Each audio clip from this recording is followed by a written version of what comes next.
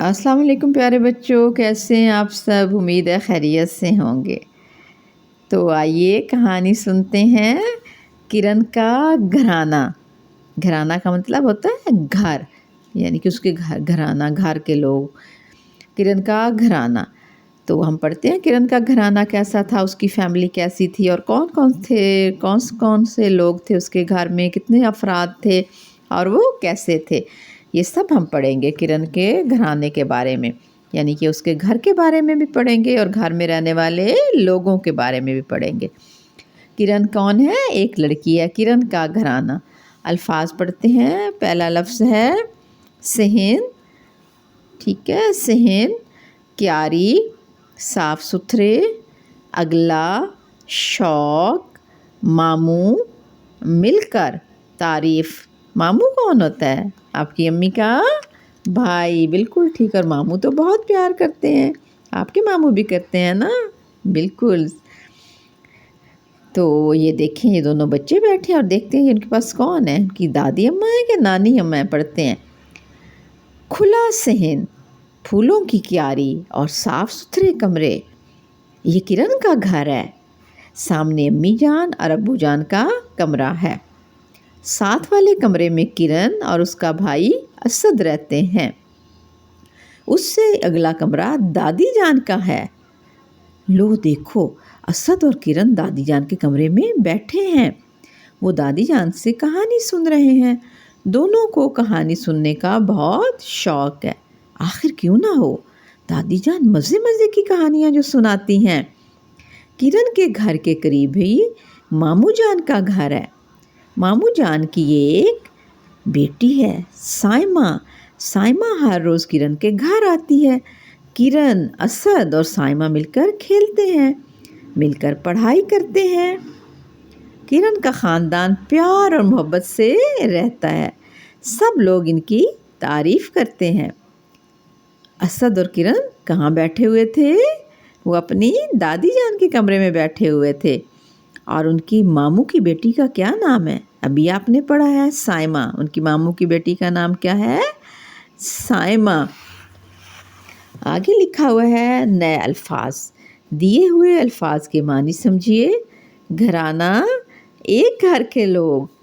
क्यारी, बाग का छोटा टुकड़ा जहाँ पौधे लगाए जाते हैं, उसको क्यारी कहते हैं। क्यारी में आप पौधे लगाते हैं, फूल लगाते हैं। तारीफ़ करना, अच्छाइयाँ बयान करना। कहते हैं ना, वो मेरी बहुत तारीफ़ करता है, उसकी अच्छाइयाँ बयान करना, खूबियाँ बयान करना। अगला, आगे वाला। आगे लिखा हुआ है, आपने क्या समझा? हरूफ जोड़कर लफ्ज़ बनाएं। इन लफ्ज़ों से खाली जगह पुर करें। असद और किरण, खाली जगह में आपने बताना है क्या आएगा। ये जो मिसिंग लफ्ज़ है वो कौन सा होगा? असद और किरण खाली जगह जान के कमरे में बैठे थे। किसके कमरे में बैठे थे? उन्होंने आपको हरूफ अलग अलग दिए हुए। हरूफ दाल दिया हुआ है, अलिफ दिया हुआ है, दाल फिर छोटी है। इनको मिलाएंगे तो क्या बनेगा? दादी। तो अब हम खाली जगह में क्या लिखेंगे? असद और किरण दादी जान के कमरे में बैठे हैं। किरण को कहानी सुनने का बहुत। अब खाली जगह में लफ्ज़ बताइए क्या बनेगा? शीन को वाव से मिलाएंगे तो क्या बनेगा? ये देखें, शीन की आधी शक्ल, छोटी शक्ल, फिर वाव को साथ जोड़ेंगे, शीन के ऊपर 3 नुक्ते लगाएंगे और काफ को, 2 नुक्ते वाला काफ को पूरा लिख देंगे तो लफ्ज़ बन जाएगा शौक। किरण को कहानी सुनने का बहुत शौक है। दादी जान मज़े मज़े की, खाली जगह में क्या है आएगा? ये भी हम लफ्ज़ जोड़ते हैं, सुनाती हैं। काफ है तो काफ की हम आधी शक्ल लिखेंगे और हे की शक्ल जब हम उसकी छोटी शक्ल लिखते हैं तो वो बदल जाती है, ये हुक वाली हे बन जाती है। फिर अलिफ आएगा, अलिफ को हम साथ जोड़ देंगे तो बन जाएगा कहा। फिर नून है, फिर नून की छोटी शक्ल लिखेंगे। फिर ये है, फिर ये की छोटी शक्ल लिखेंगे। छोटी ये की आवाज़ ई होती है और बड़ी ये की आवाज़ ए होती है। मैंने आपको पहले भी बताया हुआ है। इनकी आवाज़ें फ़र्क होती हैं लेकिन इनकी शक्लें एक जैसी होती हैं। फिर हमारे पास अलिफ आ गया, फिर हमने अलिफ जोड़ दिया ऊपर। कहा नी आ, आगे नून होना, तो ये लफ्ज़ बन गया कहानियाँ। دادی جان مزے مزے کی کہانیاں سناتی ہیں۔ کرن، اسد اور یہ کون ہے؟ ان کی ماموں کی بیٹی کا نام کیا تھا؟ سائمہ۔ سواد کی آدھی شکل لکھیں گے، پھر الف جوڑیں گے، سواد الف سا، اور حمزہ اور میم ہے تو اس کو یہ حمزہ اور میم کو یوں جوڑیں گے، اور ہے کی پھر وہی شکل چینج ہو جائے گی، یہ والا ہو جائے گا سائمہ۔ کرن، اسد اور سائمہ مل جل کر کھیلتے ہیں۔ کرن کا خاندان خالی جگہ میں کیا آئے گا؟ سے رہتا ہے۔ پے کی آدھی شکل لکھیں، آپ کو لفظ خود ہی لکھنا آ جائے گا۔ یہ کی چھوٹی شکل آپ کو پہلے ہی پتہ ہے، یہ اس طرح یہ دو نقطے نیچے آ جاتے ہیں۔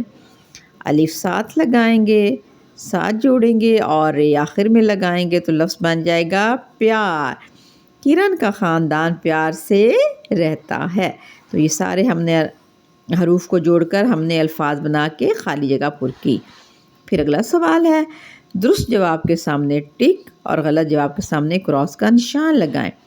کرن کے 2 بھائی ہیں، ہم نے تو ایک ہی پڑھا تھا، کیا نام تھا؟ ایک اسد پڑھا تھا، تو اس لیے 2 بھائی نہیں تھے، کرن کا تو ایک بھائی تھا، تو ہم یہاں کیا کریں گے؟ کراس لگائیں گے۔